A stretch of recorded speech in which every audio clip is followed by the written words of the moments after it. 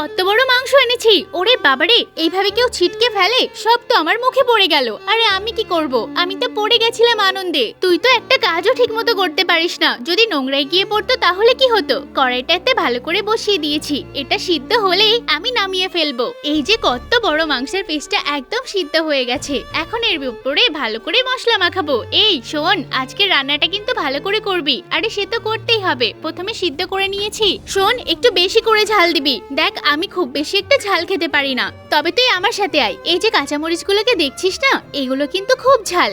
এইগুলো দিয়ে রান্না করব আজকে। এদিকে আমি মাংসের উপরেই সরাটা দিয়ে দিলাম। এবার ভালো করে আগুন জ্বালিয়ে নেব। দেখবি আজকের রেসিপিটা না একদম অন্যরকম হবে। একদম পুড়ে যাবে যখন তখন নেব। এটা তো একদম পুড়ে গেছে, এটা কি খাওয়া যাবে নাকি? আরে যাবে যাবে, উপরটা একটু পুড়ে গেছে তাতে কি হয়েছে? চল আগে কেটে কুটে খাওয়া শুরু করি। একটু ঝালের চাটনির সাথে মিশিয়ে খেলে তাহলেই তো বুঝতে পারবো। আরে না রে, যতটা পোড়া ভেবেছিলাম তার থেকে কিন্তু বেশি ভালো খেতে হয়েছে। সত্যি রে ভাই, তোর খাওয়া দেখে তো আমারই লোভ লেগে যাচ্ছে। দেখি তো খেয়ে। হ্যাঁ, কি ভালো সিদ্ধ হয়েছে, আর কি দারুণ খেতে। একদম নরম মাংসটা। তোর হাতে কিন্তু জাদু আছে বলতে হবে, খুব ভালো।